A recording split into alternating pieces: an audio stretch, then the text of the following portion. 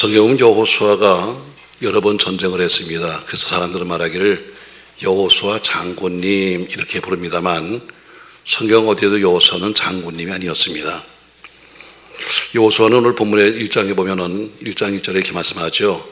여호와의 종 모세가 죽은 후에 여호와께서 모세의 수종자 눈의 아들 여호수아에서, 여호수아가 뭐 하는 사람인가 하면 모세의 수종자, 다시 말해 비서 역할을 했습니다. 좀 좋게 말하면 비서 역할, 좀 막말로 말하면 그냥 몸종 비슷하게 해서 늘 그냥 모세와 함께 있던 그 일을 했던 사람이지 여호수아가 결코 장군님이 아니었습니다. 근데 그렇게 몸종에 불과했던, 비서에 불과했던 여호수아가 모세의 뒤를 이어서 장정 60만 명, 아이들까지 약 300만 명 정도의 사람들을 거느리는 위대한 영도자가 되었습니다. 늘 바라보던 모세, 늘 모세가 해던 것을 보기만 했지 한 번도 해본 적이 없는 여호수아가 졸지에 지도가 된 겁니다. 무슨 지금처럼 우리가 투표를 하자, 또 무슨 선거를 하자, 또 추천을 해라 이것이 아니라 하나님이 지명하신 겁니다. 우리도 마찬가지로 우리도 한 번도 내일을 살아본 적이 없잖아요. 다들 나름대로 이렇게 저렇게 말하지만 그러나 지나간 과거는 살았지만 우리는 내일을 살아보지 않았습니다. 그러니까 항상 내일은 두려운 거예요. 왜? 나름대로 이렇게 저렇게 꿈은 있지만 그러나 내일 된다는 보장은 없으니까요. 여기서도 마찬가지로 여기서도 지금 모세가 했던 것을 쭉 보기만 했지 한 번도 자기가 해본 적이 없는데 오늘 큰 대임을 맡은 그가 얼마나 두렵고 떨리겠어요. 그때 하나님 말씀하시기를 내가 모세와 함께 했던 것처럼 너와 함께 있겠다. 내가 너를 떠나지 아니하며 버리지 않을 거야. 또 마음 강하게 하고 담대해. 그리고 이 백성을 데리고 약속한 땅으로 네가 들어가라 이렇게 말합니다. 다시 말해 두려워하는 그에게 네가 평탄하고 형통하게 되는 비결이 있다고 말씀하시면서 오늘 5가지의 비결을 말씀했어요. 다시 말하면 믿음 안에서 성공하는 비결을 말한 겁니다. 여러분 고난도 많고 풍파하는 세상 속에서도 꼭 여러분 믿음 안에 승리하는 여러분 되길 주의 이름으로 축복합니다. 가정의 달에 또 한 주간 모든 가정의 어르신들의 소박한 꿈이 하나 있다면 나보다 내 자식이 더 잘 됐으면 좋겠다. 여러분 이게 그냥 소박한 꿈입니다. 사람은 좀 이런 거예요. 자, 형제지간도 있잖아요. 야, 네 동생이 네 형보다 훨씬 나 그러면 굉장히 기분 나빠요. 야, 네 아들이 너보다 훨씬 나 그러면 굉장히 기분 좋아요. 한번 물어봐요. 그런지 안 그런지. 형제지간을 높여주면 기분 나쁜데 그래도 자식을 높여주면 기분 좋은 게 사람 마음이에요. 여러분 그러나 손가락이 10개지만 그러나 손가락 하나가 아프면 전체가 다 아픈 거예요. 자식이 10이든 자식이 2이든 한 놈 아프면 다 우리가 아픈 겁니다. 가족이 아무리 많든 적든 간에 한 사람 병들면 다 가족이 병든 것 같고 한 사람 실패하면 다 같이 실패한 것 같은 거예요. 여러분 우리 모두가 부족하지만 모두가 믿음 안에 작고 큰 성공자가 되어서 위로는 하나님 아버지께 영광이요, 때로는 영적인 교회는 자랑거리요, 또 여러분이 오늘 맡은 영적인 부모인 저에게는 또 기쁨이 되고 육적인 여러분이 보내도 기쁨을 드릴 수 있는 그런 소망이 되기를 주의 이름으로 축복합니다. 어쨌든 가정생활 하려면 승리하셔야 합니다. 저는 여러분들 말하잖아요. 이겨야 한다. 우리 여러 가지 핑계도 많고 여러 가지 할 얘기도 많잖아요. 진 사람은 무슨 말을 해도 다 좀 핑계가 되는 거예요. 이긴 사람은 무슨 말을 해도 간증이 되는 거예요. 제 얘기 좀 할게요. 여러분 제가 알다시피 저는 오래전에 예수 믿기 전에도 저는 원래 엔지니어입니다.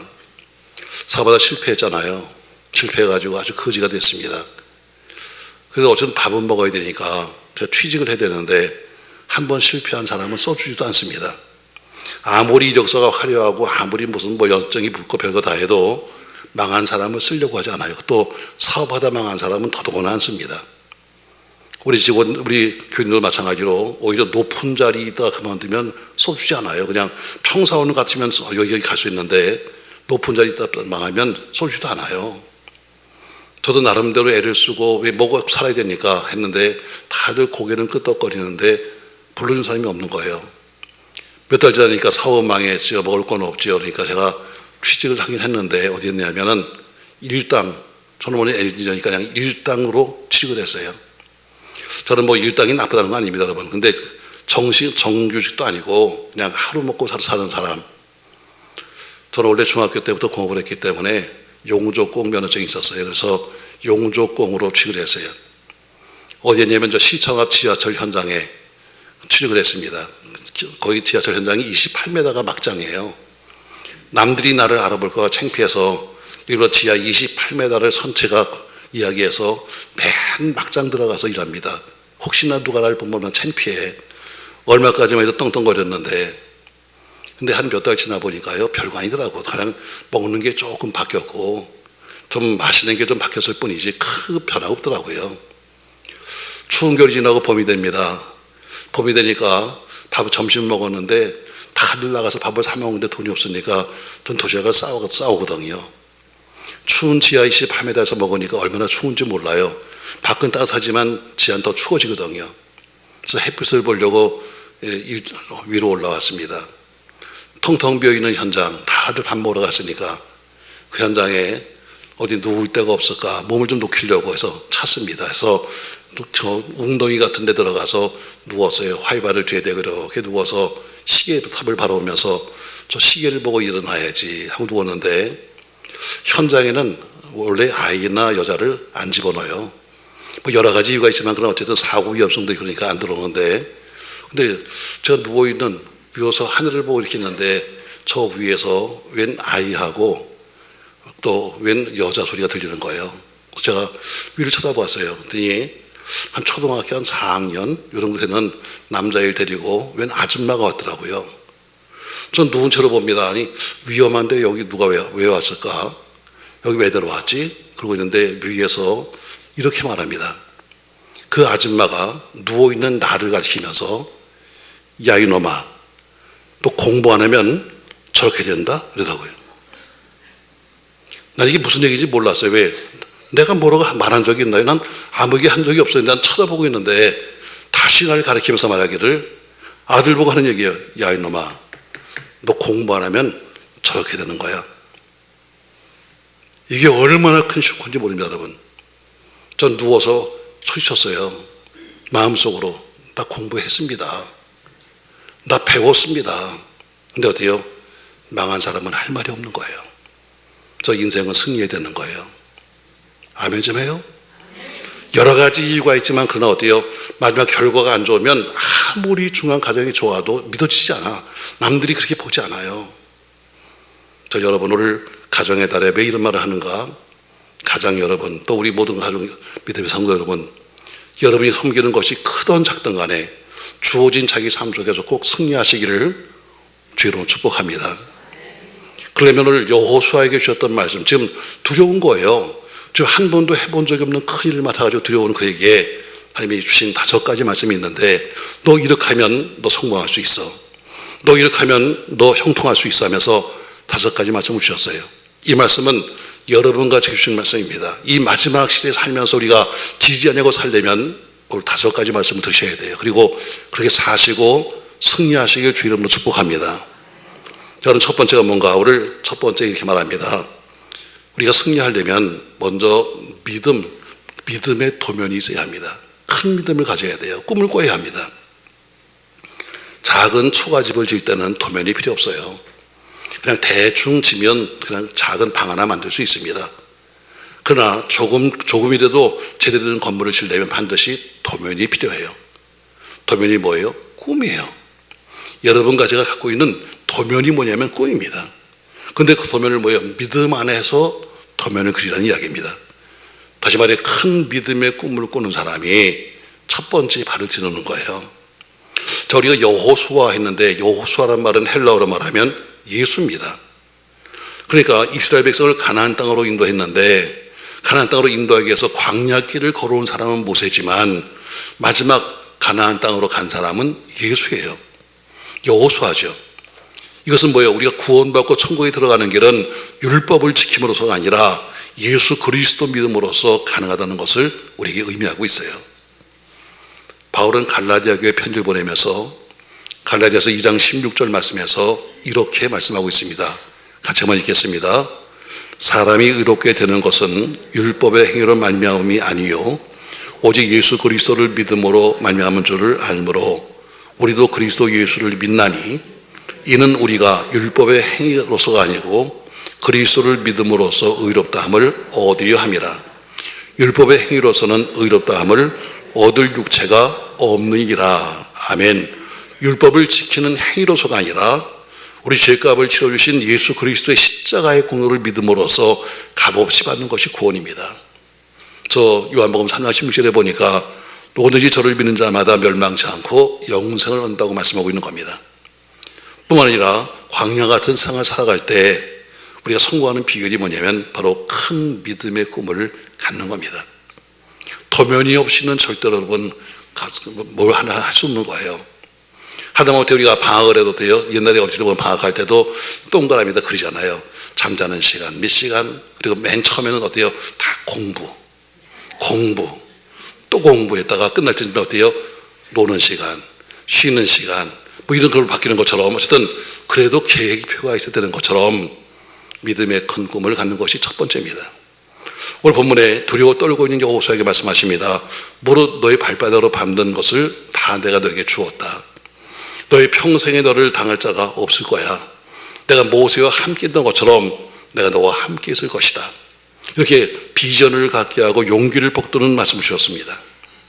가장 약한 자라 할지라도 하나님이 함께 하시면 가장 강한 자가 됩니다.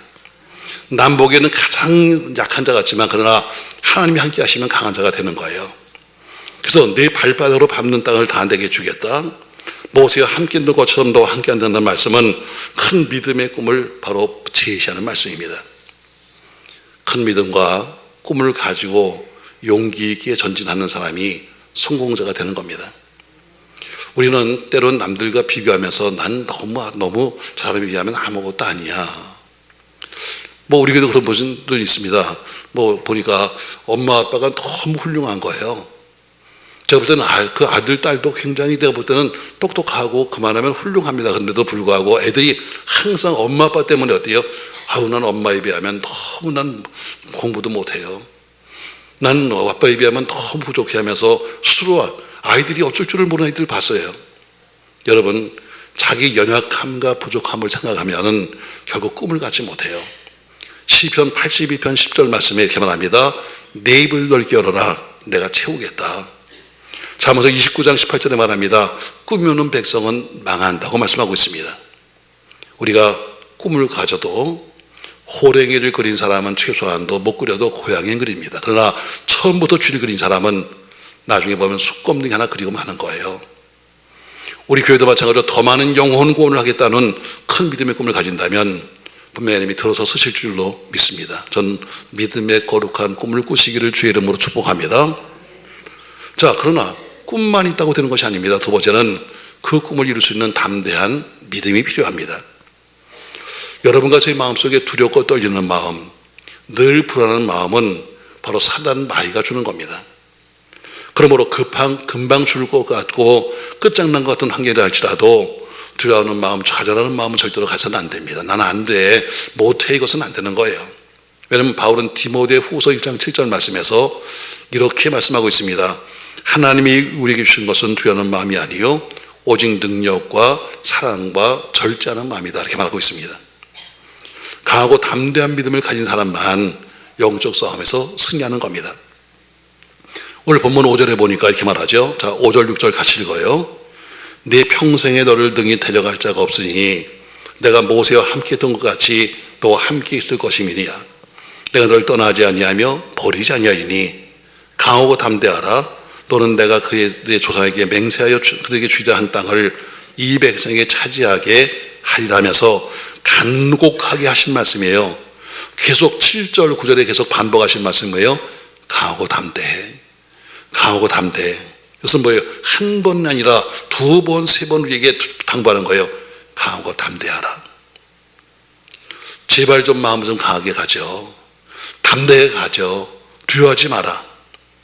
심지어 이사야서 41장 10절 말씀에는 이렇게 여러분과 제게 말씀하고 있습니다. 같이 한번 읽겠습니다. 두려워하지 말라. 내가 너와 함께함이라. 놀라지 말라. 나는 네 하나님이 됨이라. 내가 너를 굳세게 하기라. 참으로 너를 도와주리라. 참으로 나의 의로운 오른손으로 너를 붙들리라. 아멘. 이건 여러분과 저에게 주시는 간곡한 말씀입니다. 강하고 담대하지 않으면 마귀의 시험을 네가 이길 수가 없다. 승리할 수가 없다고 말씀하신 겁니다. 전 여러분 아무쪼록 믿음의 꿈을 가지시되 강하고 담대하게 사시길 바랍니다. 자, 늘 담대하다 할지라도 또 한 가지 필요한 게 있습니다. 자, 나는 믿음의 꿈이 있습니다. 설교도 잘 그렸습니다. 나는 담대하게 일할 수 있습니다. 좋습니다. 근데 문제는 주어진 자기의 현실의 일에 충실해야 합니다. 맡겨진 현실에 충실해야 되는 거예요. 자, 여호수아가 아까 말한 것처럼 1장 1절에 보니까 그는 모세의 수종자라고 말합니다. 다시 말해 그는 시종이요, 더 좋게 말하면 비서 역할이에요. 때로는 모세의 신발을 들기도 하고, 때로는 모세의 옷을 들기도 하고, 또는 모세의 보따리를 들고 다니면서 여호수아가 작은 일에 충성한 겁니다. 여러분, 작은 일에 충성한 자에게 큰 걸 맡기지 작은 일도 안 하는 자에게 큰 것을 맡기지 않습니다. 다윗도 위대한 왕이 되기 전에 아버지 심부름도 잘했고 목동으로서의 노릇도 잘했습니다.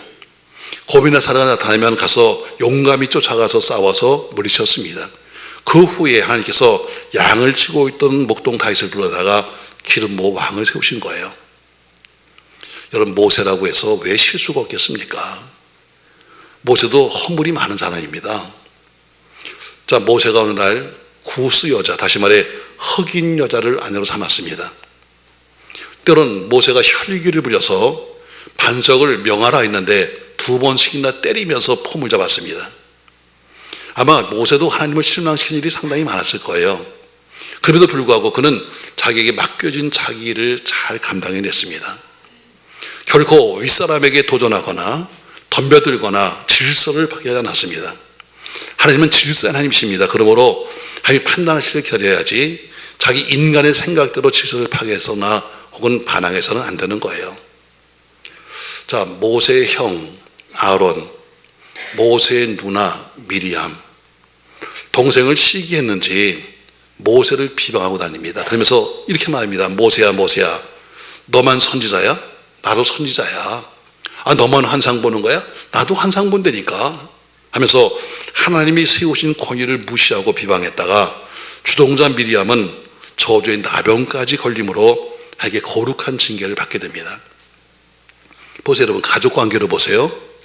모세보다는 아론이 형 맞습니다. 윗사람이에요. 모세보다는 미리암이 누이, 윗사람 맞습니다. 그러나 모세는 영적으로는 하나님의 종이었습니다. 여호수아도 어때요? 가장 가까이에서 모세의 흠을 보는 사람이 바로 여호수아예요.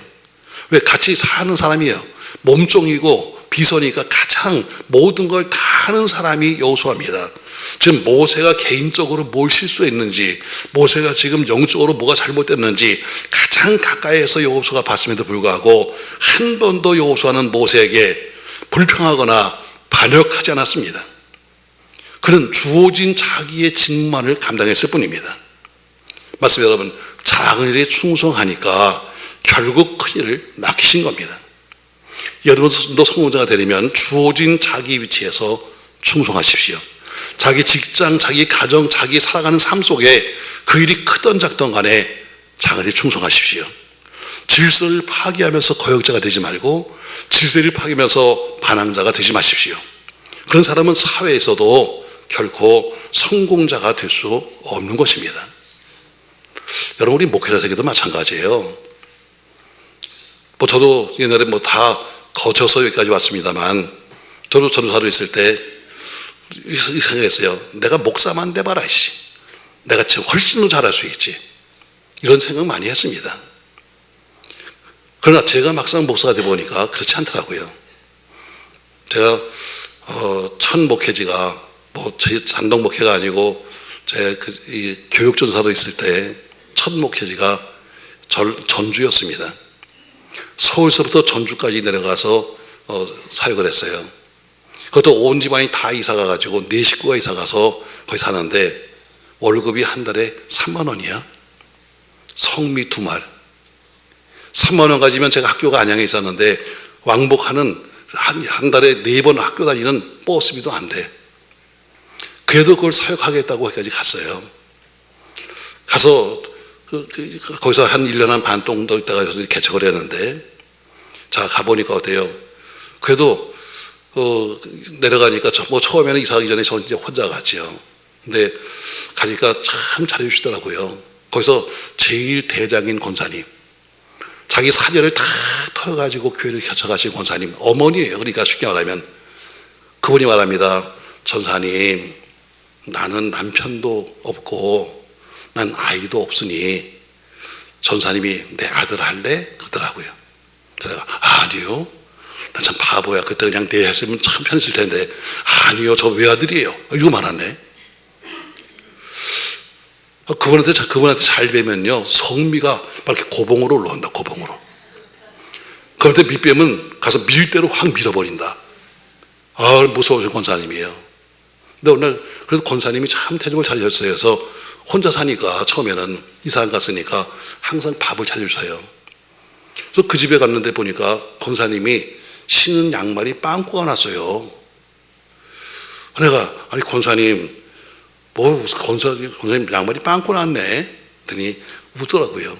제가 다음에 학교 갔다 오면서 양말을 몇 개를 사다 드렸어요. 그런 생각했어요. 이렇게 말했죠, 속으로. 아유, 우리 목사는 뭐 하는 목사야. 대체 월급을 얼마나 받아먹으면서 세상에 권사님 빵꾸 난 양말 다 안 사줄까? 근데 속으로 이랬어요. 그래서 나는 의인처럼 생각했어요. 나중에 우리 목사님이 하셨어요. 그리고 날 부르시니 이렇게 말합니다.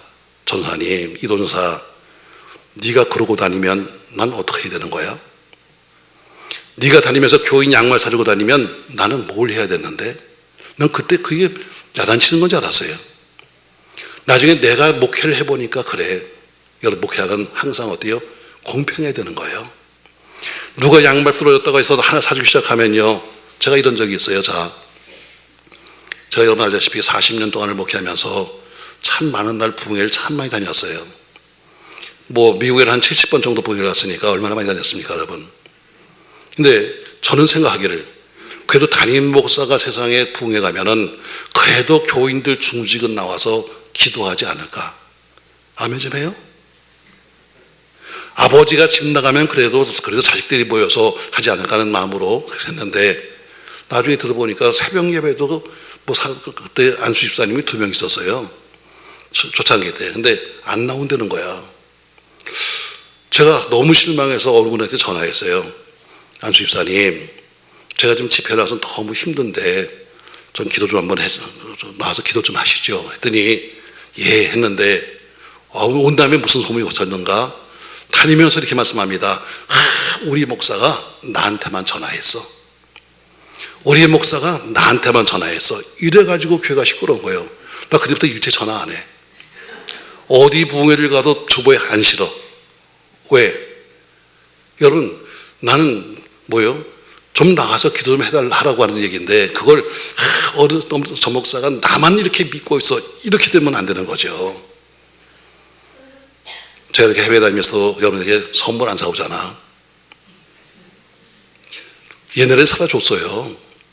그래서 뭐 어디 갈 때마다 목사님 가서 뭐 커피라도 드세요 하면 꼭 올 때마다 뭐 하나 사다 줬어요. 근데 사주니까 어때요? 다니면서 흔들어. 이거 사왔다? 이래서 안 사와.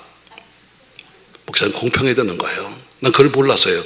그냥 나는 가서 그냥 권사님 그거 하나 해주면 그게 잘한 건지 알고 그랬는데, 이전사, 네가 그러고 다니면 난 어떡하는 얘기야. 이게 지금 내가 목회를 해보니까 무슨 얘기인지 알겠어서. 목회자는 공평해야 돼요. 내가 부목사로 있을 때, 내가 전사에 있을 때 자기 위치와 질서를 제대로 지키고 자기에게 충성스러운 사람은 자기 목회 때 돌려받는 거예요. 제가 뭐 그런 얘기했죠. 여러분, 제가 전주에 있는 교회 내려가니까 교회가 작았어요. 지금은 한 10,000명 모이는데 그 당시에는 한 50명도 안 모이고 있었어요. 처음에 가니까 1층은 빵집, 2층은 교회, 3층은 당구장, 4층은 그 건물 주인이 살더라고요. 근데 그 4층에 그 건물 주인의 어머니가 권사님인데 중풍 걸리셨어요. 그래서 교회를 오시긴 오시는데 기어 내려와. 그냥 건물에서 걷지 못하니까 기어 내려와. 그래도 같은 건물이니까 상관없지요. 근데 저희가 교회가 붕괴해서 이사 가게 됐어요. 다른 건물 2층으로 가게 됐는데 권사님이 날 붙잡고 그러는 거예요. 전사님, 이제 나는 어떡하지? 이제 지금까지는 기어라도 내가 교회를 갔는데 이제 이사를 가버리면 나는 어떻게 교회를 가지? 내가 해줄 수 있는 게 아무것도 없어요. 그렇다고 내가 차가 있는 것도 아니고 운전면허가 있는 것도 아니고 아무것도 할 수 없었어요. 그래도 내 교구야, 내 교구. 내가 맡은 교구야. 그래서 제가 알아서 할게요. 전 그리고 그 다음 주부터 니아까지 빌렸어요. 그리고 그 권사님을 4층에서 모시고 오는데 권사님 나만큼 뚱뚱하다. 근데 어떻게 또 걷지 못하시니까 내 목을 붙잡았는데 얼마나 무거운지 거기다 목을 붙잡으니까 세상에 숨도 못 쉬겠는데 그분을 얻고 매주 내려오는 거예요. 그리고 니아까지 싣고 근데 교회 가서 2층으로 또 들어서 올립니다. 이걸 했다고요. 근데 어때요? 그거를 다 하나님이 기억하시는 거예요. 그냥 되는 게 아닙니다. 여러분, 바로 신문대로 거두게 하시는데 어때요? 작은 일에 충성하면 큰 일에 도와주시는 거예요. 여러분이 맡은 일이 작은 것, 큰 것 여러 가지 있겠지만 그러나 교회 일도 거창되어 있지만 어떤 일이든 간에 자기 일에 충성하시기 바랍니다. 그게 결국엔 성공하는 비결입니다. 나는 이게 뭐야? 이것밖에 안 되네? 아니요. 그것도 없으면 안 되는 거야. 여러분, 시계를 보세요. 여러분, 시계에 그 많은 이 부족 중에 하나가 까지면 못 가는 거예요. 그처럼 큰일 작은 일이 없는 거예요. 세상 일도 마찬가지. 다 똑같습니다. 여러분, 주어진 자기 일에 충성하셔야 합니다. 네 번째로 충성하되 좌로 우로 치우치지 말아야 합니다. 큰 사람이 되려면, 끝까지 성공하려면 좌로 우로 치우치지 말아야 합니다. 이 말은 감정, 기분에 따라서 형평성을 잃지 말고 모든 처사에 공평하라는 이야기입니다. 어느 쪽에 치우치지 아니하고 균형 잡힌 처사를 해가는 이야기지요. 많은 교회들이 급성장합니다. 참 감사한 거죠. 그런데 얼마 가지 못해서 자꾸 무너지는 이유가 뭐냐면 형평성을 잃었거나 좌우로 치우치는 목회를 하기 때문입니다. 아까 말한 것처럼 누구만 특별히, 교회는 누구도 특별한 사람이 없습니다. 다 똑같은 사람입니다. 아멘지 마세요, 여러분. 이 사람은 헌금을 많이 하니까 특별한 사람, 이 사람은 뭐 하니까 특별한 사람, 그런 게 없습니다. 여러분, 교회는 다 똑같은 사람입니다. 오늘 여호수아에게 말씀하십니다. 좌우로 치우치지 마라. 그러면 어디 가든지 형통하리라. 아멘. 어디 가든지. 제가 우리 교육자한테 말합니다. 누구나 교인은 신방 가라. 똑같잖아요, 여러분. 교인들도 2학년 신방 가면 좋아하는 집도 있고 또 잘해주는 집도 있고 할렐루야 아멘한 집이 있는가 하면 어떤 집에 가면 문도 안 열어주는 집도 있어요. 우리 여기 계십니다. 그러니까 어때요? 이왕이면 가고 싶은 집이 어디냐? 가면 잘해주고 싶은 집에 가고 싶지요. 그러나 그건 목회가 아니야. 목회가 내가 가고 싶은 곳만 가는 것이 아니라 동일하게 가는 거예요. 동일하게. 맞습니다, 여러분. 호떡을 구울 때도 어때요? 양쪽이 골고루 구워야지 한쪽만 굽고 한쪽은 안 구우면 뒤집은 전병이 되는 겁니다. 여러 신앙생활은 여러 가지 신변 요소가 많습니다. 그러다 해서 신앙생활을 신병만 쫓아다니면 신앙이 아니라 신비주의자가 되는 겁니다. 가령 뭘 보았다, 뭘 들었다. 여러분, 아무리 보고 들었다 할지라도 그것도 말씀보다도 치우치기 시작하면 그것이 바로 마귀의 넷 넘어가는 겁니다. 제가 여러분들에게 종종 말합니다. 아멘 좀 하세요. 그렇다고 해서 아무 때나 아멘 그러면 약간 맛이 간 사람이죠. 목사는 그걸 좋아합니다. 아무 때나 아멘 하라는 거예요. 또 여러분도 시킨 대로 잘합니다. 또 아무 때나 아멘 하는 거예요. 아니요, 여러분. 그건 맛이 간 사람이죠. 목사가 얘기했습니다. 여러분, 부르짖어 기도합시다. 그랬더니 한밤중에 12시에 소리 질러서 기도하면 여러분 이거 미친 사람이죠. 아무리 방언 은사가 기도할지라도 대표 기도할 때 방언 기도하면 여러분 이거 안 되는 거 아니겠어요? 건전한 예언도 있습니다. 그렇다고 해서 요새는 얼마나 시끄러워요. 무슨 법사니 무슨 공인이 있어요. 얼마나 시끄러워요, 여러분. 그렇게 하면 안 되는 거죠. 5월 달에 제가 여러 가지 문자를 받는데 5월 6일 날 오후 6시 50분에 이런 문자가 왔습니다. 큰 며느리가 임신했어요. 8년 만에. 그것도 쌍둥이. 목사님 안수기도 덕분입니다. 드디어 할머니가 됩니다 하는 5월 6일자 권사님이 보낸 거예요. 5월 14일자 오후 8시에 이런 문자가 왔습니다. 목사님이 기적이 일어났어요. 수술하기 전에 CT를 찍었는데 나쁜 부위가 커져서 수술하라고 했는데 오히려 작아져서 수술하지 않고 퇴원했습니다. 안수기도 해주신 덕분에 참으로 집으로 돌아왔습니다. 하나님이 하신 겁니다. 그렇다고 해서 매일 아무 때나 가서 뼈를 뒤밀고 안수하세요. 여러분, 이건 맛이 간 사람이죠. 오늘날 자유주의 신학 때문에 예수의 부활도 믿지 않고 재림도 안 믿는 사람이 많습니다. 그러나 이거 큰일입니다. 이건 좌로 치우친 거예요. 또 어떤 사람은 열심히 예수의 부활도 믿고 재림도 믿는데 매일 앉아서 언제 오시나 해서 날짜 계산하면 이건 우로 치우친 겁니다. 신앙생활은 이렇게 한 좌로 치우치고 우로 치우치면 안 되는 것이지요. 좀 세상 살기가 힘드니까 이단이 더욱 많이 기승을 떨고 있습니다. 이럴 때일수록 자기 위치를 지키고 내 섬기는 교회와 신앙에 뿌리를 내리면서 사셔야 합니다.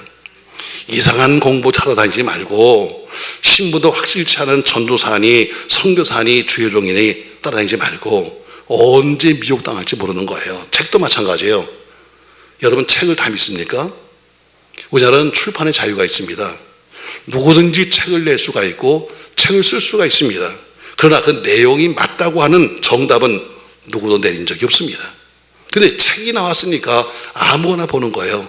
여러분, 여러분을 유익하게 하는 책도 있고 무익한 책도 있고 해로운 책도 있는 겁니다. 이걸 고를 줄 알아야 하는 거죠.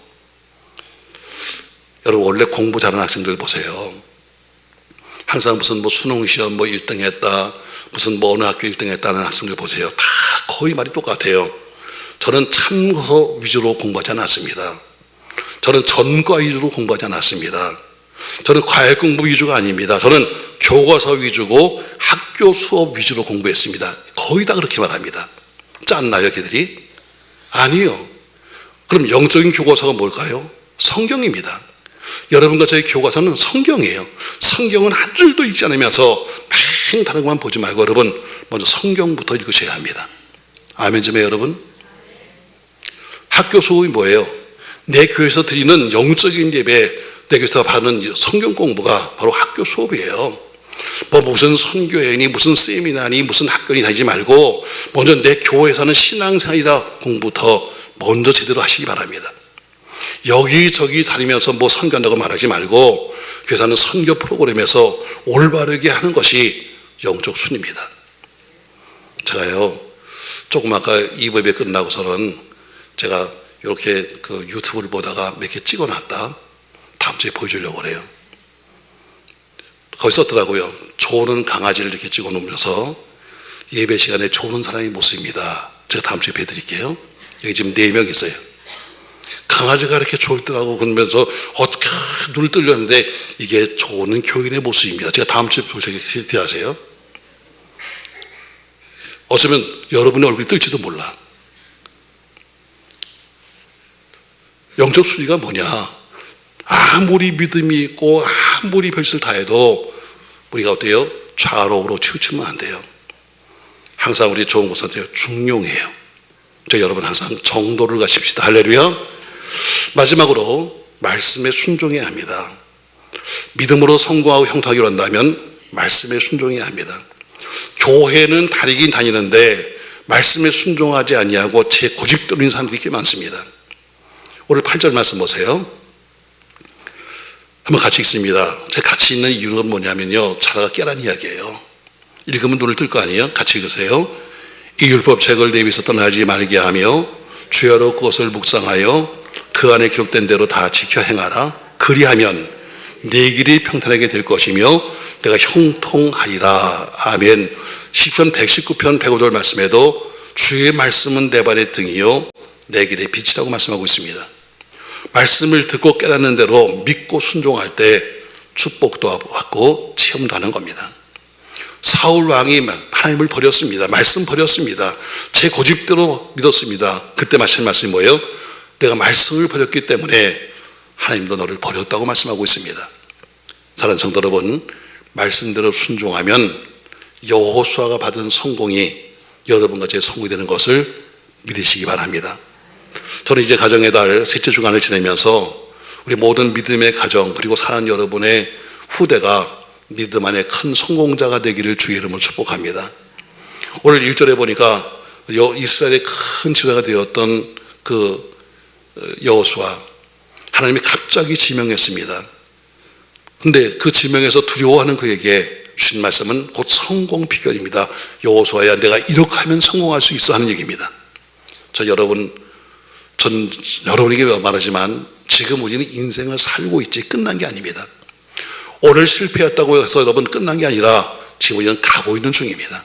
가다 보니까 넘어질 때도 있고 가다 보니까 쓸 때도 있지만 그러나 다시 일어서면 우리 성공할 수 있습니다.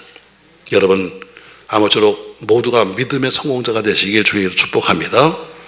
그 내용이 뭐예요, 여러분? 자, 모세가 죽습니다.